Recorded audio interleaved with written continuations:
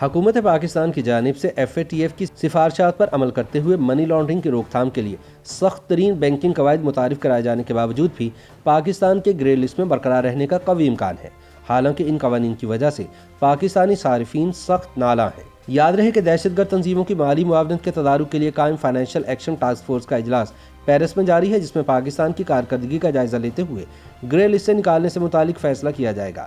پاکستان کا کہنا ہے کہ حالیہ عرصے میں FATF کی بیشتر سفارشات پر عمل درآمد کیا جا چکا ہے، جس کا اعتراف عالمی تنظیم نے اپنے گزشتہ اجلاس میں کیا تھا۔ FATF کی سفارشات پر عمل کرتے ہوئے پاکستان نے بینکنگ نظام میں متعدد اصلاحات اور قواعد متعارف کرائے ہیں۔ اسٹیٹ بینک آف پاکستان کی جانب سے نجی بینکوں کے لیے لازم قرار دیے گئے قواعد سے منی لانڈرنگ اور دہشت گردی کی سرمایہ کاری کی روک تھام کے FATF کی شرائط تو پوری ہو رہی ہیں، البتہ عام شہریوں کی زندگی اور کاروباری طبقے کو بھی کسی نہ کسی حد تک اس نے بری طرح متاثر کیا ہے۔ کسی بھی شخص کو بینک اکاؤنٹ کے حصول کے لیے اپنی شناخت کے ساتھ ساتھ کام اور ذرائع آمدن کی تفصیلات بھی دینا ہوتی ہیں۔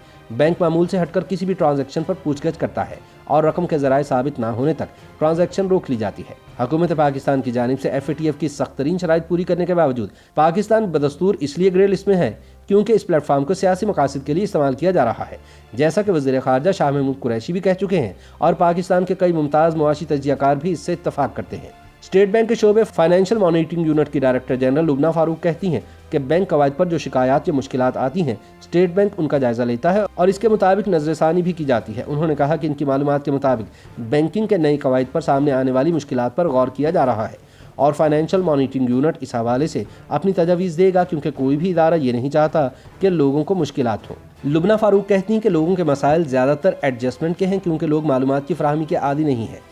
اسی طرح بائیو میٹرک کی ہر 6 ماہ بعد کی تصدیق بھی شہریوں کے لیے مشکلات پیدا کرتی ہے۔ انہوں نے کہا کہ انسداد منی لانڈرنگ کے حوالے سے ضروریات پر سمجھوتہ نہیں کیا جا سکتا، البتہ اس عمل میں شہریوں کو جتنی سہولت دی جا سکتی ہے وہ دی جائے گی۔ نئے بینکنگ قواعد کے بعد کاروباری طبقے میں بینکنگ کے بجائے کیش کے ذریعے لین دین کا رجحان دیکھنے میں آیا ہے، تاہم سابق وزیر خزانہ ڈاکٹر اشفاق حسن خان اسے عارضی سمجھتے ہیں۔ وہ کہتے ہیں کہ نئے قواعد کے بعد بینکنگ کے بجائے نقد رقم کے استعمال میں بہت زیادہ اضافہ نہیں دیکھا گیا۔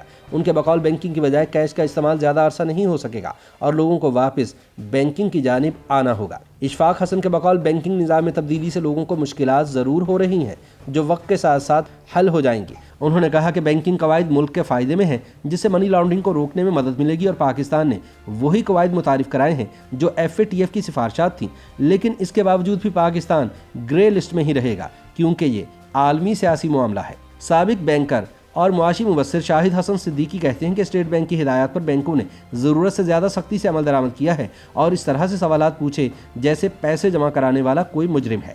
انہوں نے کہا کہ لوگوں کو بینک کے ذریعے لین دین میں اگرچہ مشکلات ہیں، البتہ سوال یہ پیدا ہوتا ہے کہ ڈپازیٹر کے پاس بینک جانے کے علاوہ کوئی اور چارہ نہیں ہے۔ شاہد حسن صدیقی کہتے ہیں کہ پاکستان نے ضرورت سے زیادہ بینک قواعد اس وجہ سے بھی لاگو کیے کیونکہ یہ اندازہ تھا کہ FATF تکنیکی سے زیادہ ایک سیاسی معاملہ بن گیا ہے۔ FATF کی سفارشات کو دیکھتے ہوئے اسٹیٹ بینک نے بینکنگ کھاتہ داروں اور کاروباری افراد کے لیے دستاویزات کی شرائط بہت بڑھا دی ہیں۔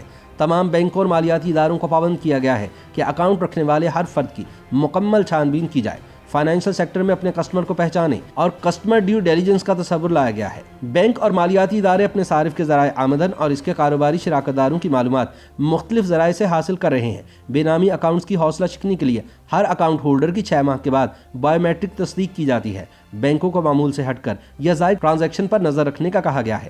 تمام بینکوں کو پابند کیا گیا ہے کہ ایک مقررہ حد سے زائد مشکوک رقم کی ٹرانسفر پر فائنینشیل مانیٹرنگ یونٹ کو مطلع کیا جائے۔ FMU اپنے طور پر کمپیوٹر ٹیکنالوجی کی مدد سے مشکوک ٹرانزیکشن کی جانچ پڑتال بھی کرتا ہے۔ بینکوں کو اس بات کا بھی پابند کیا گیا ہے کہ اگر کوئی کاروباری فرد روپے کی کوئی بڑی وصولی کرتا ہے تو اس سے ذریعہ آمدن ضرور پوچھا جائے۔